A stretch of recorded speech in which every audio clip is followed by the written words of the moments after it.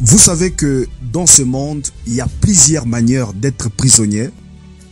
Il y a les uns qui sont prisonniers de leur travail. Mais bien aimé, on ne te voit plus à l'église. Qu'est-ce qui ne va pas? Ça fait déjà 3 mois, on ne te voit plus à l'église. Oh mon frère, vraiment je suis trop busy. I'm very busy, je suis vraiment occupé. Vous voyez, ces derniers temps, je travaille même les dimanches, le mercredi et le vendredi. Je parle à mon boss, mais il ne veut pas, alors je n'ai pas le choix. Si je laisse, on va me chasser du travail. C'est ce qui fait que vous ne puissiez pas me voir à l'église. Le bien-aimé est prisonnier du travail. Vous voyez? Bien-aimé, quelque chose que tu mets avant Dieu, c'est aussi être prisonnier de la chose. Les autres sont prisonniers de leur téléphone. Waouh! Ici, je vais beaucoup parler. Téléphone. Est-ce que vous priez de la même manière que vous utilisez votre téléphone? Combien de temps utilisez-vous votre téléphone pendant la journée? Tu ne passes pas 30 minutes sans toucher ton téléphone. Peux-tu imaginer si tu priais chaque fois que tu prends ton téléphone? Combien de choses Dieu aurait déjà réalisé dans ta vie? Chaque fois que tu consultes ton WhatsApp ou Facebook, voir s'il y a un message, est-ce qu'il y a un message ici? Si tu donnais ce temps-là à Dieu et dire, oh Seigneur, je t'aime mon Dieu, aide-moi ça, Seigneur, je veux faire ceci, je veux faire ceci. Combien de choses que Dieu aurait déjà réalisées dans ta vie? On devrait consulter Dieu de la même manière que nous consultons nos téléphones. Être toujours connecté avec Dieu. On peut te voir même dans le véhicule, en train d'utiliser ton téléphone. Tu es là en train d'utiliser ton téléphone. Au restaurant, à l'école, au travail, voire même à l'église. Oui, à l'église, oui. Est-ce que, apparemment c'est comme s'il y a un message. À l'église. Est-ce que vous priez de la même manière que vous utilisez votre téléphone? Et avant de quitter la maison, vous dites toujours, où est mon téléphone? Where is my phone? Tu n'as jamais dit, où est ma Bible? Je dois voir cela. Tu n'as jamais dit cela. You never said that. Et quand tu te réveilles le matin, quelle est la première des choses que tu fais quand tu te réveilles le matin? Tu prends d'abord ton téléphone, toujours ton téléphone, pour vérifier si tu as un message sur ton WhatsApp ou Facebook. Et la première des choses que tu commences à faire, c'est quoi? Répondre d'abord au message. Chérie, bébé, mon cœur, mon amour. Oh chérie, excuse-moi vraiment. Hier là, tu sais, on a tellement parlé jusqu'à 3 heures. Jusqu'à 3 heures. Et alors, tu m'avais laissé un message. Et je me suis réalisé aujourd'hui que tu m'avais envoyé un message. Alors, je dormais déjà, chérie. Vraiment. Et même mon téléphone était tombé. Alors, j'ai vu ton message maintenant. Alors, je me suis dit de répondre. Chérie, vraiment mes excuses. C'est-à-dire, hier, tu n'avais pas prié parce que le sommeil t'avait frappé. Tu vois? Tu étais tellement occupé au téléphone.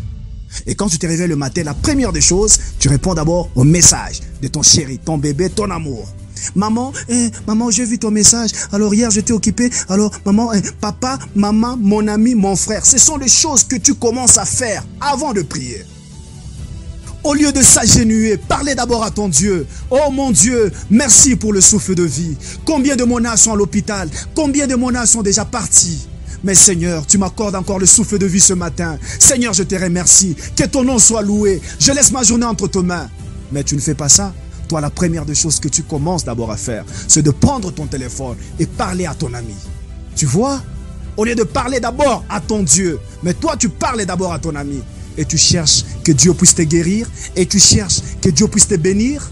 Honte à toi. Et les autres, même quand ils prient et qu'il y a un appel, ils stoppent de prier. Oui, ils stoppent. Ils répondent d'abord à l'appel. Alors, mon frère, ma soeur, nous sommes venus pour te dire aujourd'hui que toute chose que tu places avant Dieu, c'est quoi?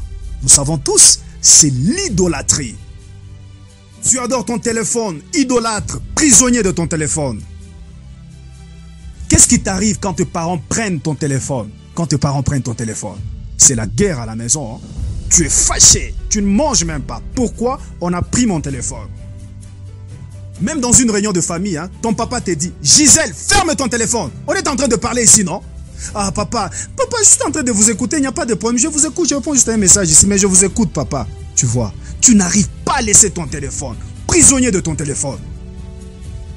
Et quand tu n'arrives pas à trouver ton téléphone et que ton téléphone est perdu, oh, là le problème commence encore. Ah, on n'arrive pas à comprendre. La sœur est malade ou c'est quoi?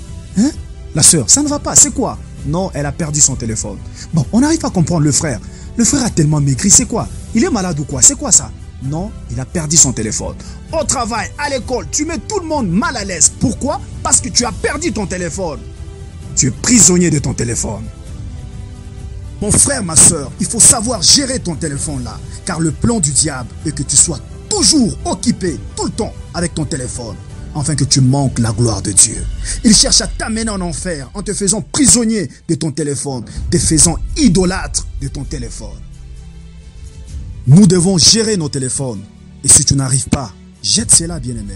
Jette cela. Jette cela. Et que Dieu puisse trouver la première place dans ta vie. Nous ne devons pas être prisonniers de ce monde, des choses de ce monde, mais nous devons être prisonniers de Christ. Je ne veux pas être prisonnier de ce monde ou des choses de ce monde. Je ne veux pas être prisonnier de mon travail. Je ne veux pas être prisonnier de mon téléphone, mais je veux être prisonnier de Christ. Je rappelle qu'à l'antenne, c'était votre frère Cédric Lukusa Branham. Le forum, les jeunes du message s'interrogent. Encore une fois, on est ensemble. Shalom.